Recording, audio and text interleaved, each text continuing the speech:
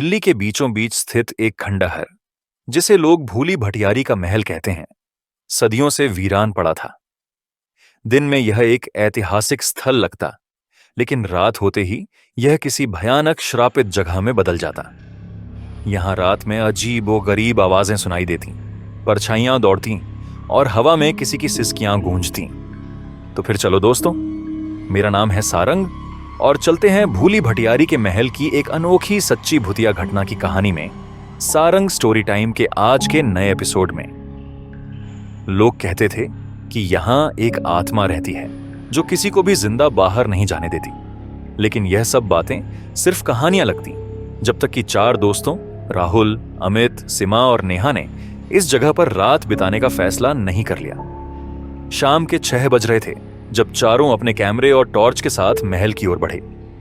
चारों ने बहुत सारी भूतिया जगहों के बारे में सुना था, लेकिन इस महल को असली चुनौती माना जाता था। भाई सोच लो, यहां से जिंदा लौटना मुश्किल हो सकता है, अमित ने थोड़ा डरते हुए कहा। अमित, ये सिर्फ अफवाहें हैं, हम बस थोड़ा घूमेंगे, रिकॉर्डिंग करेंगे और फिर निकल जाएंगे, राहुल ने आत्मविश्वास से कहा। महल का दरवाजा पुराने लोहे का बना था, जो जंग लगने की वजह से आधा टूटा हुआ था।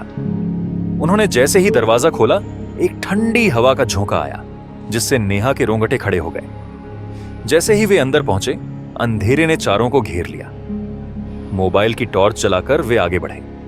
दीवारों पर उखड़ती हुई प्लास्टर, टूटे हुए खंभे और जगह जगह गिरे हुए पत्थर महल की वीरानी बयां कर रहे थे। अचानक राहुल ने दीवार पर एक उभरी हुई आकृति देखी। पास जाकर देखने पर महसूस हुआ कि यह किसी स्त्री का चित्र था, जिसकी आंखें जैसे उन्हें घूर रही थीं। यार, ये आंखें कुछ अजीब लग रही हैं, सीमा ने कहा। बस, यह हमारा दिमाग हमें खेल दिखा रहा है। आओ अंदर चलते हैं, नेहा बोली।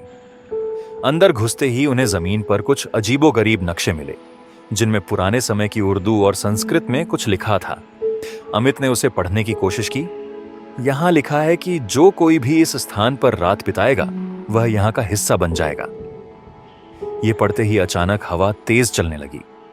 महल की दीवारों पर टंगी जालियों से अजीब सी आवाजें आने लगीं। नेहा ने अपना कैमरा चालू किया, तभी उसकी स्क्रीन पर अचानक एक धुंधली परछाई दिखी। एक औरत जो काले कपड़ों में लिपटी थी और उनकी तरफ देख रही थी। राहुल, ये देखो, नेहा ने घबरा कर कहा। राहुल कैमरे की स्क्रीन देखने लगा, लेकिन असली आंखों से वहां कोई नहीं था। चलो यहां से निकलते हैं, सीमा ने कांपती आवाज में कहा। चारों तेजी से महल से बाहर निकलने के लिए मुड़े, लेकिन जैसे ही उन्होंने दरवाजे की ओर कदम बढ़ाया, दरवाजा अपने आप जोर से बंद हो गया। यह क्या था? अमित ने चिल्लाते हुए कहा। अचानक महल में किसी के चलने की आवाज आने लगी। चारों ने इधर उधर देखा, लेकिन कोई नहीं था। तभी एक हल्की फुसफुसाहट सुनाई दी, जैसे कोई औरत कह रही हो, तुम यहां से बच नहीं सकते। नेहा ने जोर से चीख मारी। तभी हवा में हंसी गूंजने लगी, एक डरावनी हंसी जो पूरे महल में फैल गई। अचानक राहुल ने देखा कि एक छाया उनके सामने खड़ी थी। उसने देखा कि यह एक महिला थी, जिसके चेहरे पर जले हुए निशान थे और उसकी आंखों से काला खून बह रहा था। ये कौन है? अमित ने घबरा कर कहा। महिला ने धीरे धीरे अपना सिर ऊपर उठाया और फुसफुसाई, मैं इस महल की रानी थी, जिसे जिंदा दफना दिया गया था। अब मैं यहां की रखवाली करती हूं। राहुल और उसके दोस्त कांप गए। उन्होंने भागने की कोशिश की, लेकिन उनके पैरों को जैसे जमीन ने जकड़ लिया हो। हमने तुम्हारा कुछ नहीं बिगाड़ा, हाँ, हमें जाने दो, नेहा रोने लगी। आत्मा ने अचानक जोर से चीख मारी, जिससे पूरा महल गूंज उठा। सीमा को अचानक याद आया कि उनके पास गीता रखी थी, जो उनकी दादी ने उन्हें दी थी। गीता, इसे पढ़ो, सीमा ने हड़बड़ाकर कहा। राहुल ने कांपते हुए गीता के श्लोक पढ़ने शुरू किए। आत्मा की चीखें और तेज होने लगी और महल की दीवारें हिलने लगी। हवा में उठते काले धुएं के साथ आत्मा कराह उठी, नहीं, यह नहीं हो सकता, मैं मुक्त नहीं हो सकती।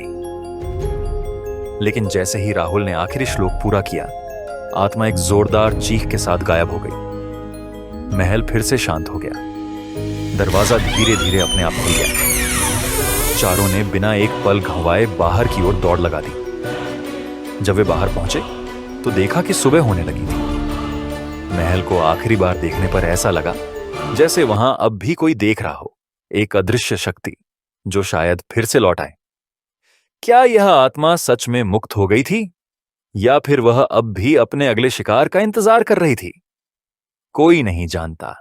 अगर यहां तक आप हमारे साथ हैं, तो ये वीडियो आपको कैसी लगी ये आप कमेंट्स में जरूर लिख के भेजें।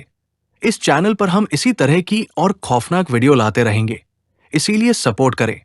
वीडियो को लाइक करें, शेयर करें, चैनल पर नए हो तो सब्सक्राइब करें, साथ ही बेल आइकॉन को प्रेस करके ऑल के ऑप्शन को सिलेक्ट करना न भूलें, ताकि वीडियो की नोटिफिकेशन आपको सबसे पहले मिले। तो फिर मिलते हैं किसी और वीडियो में। जय हिंद।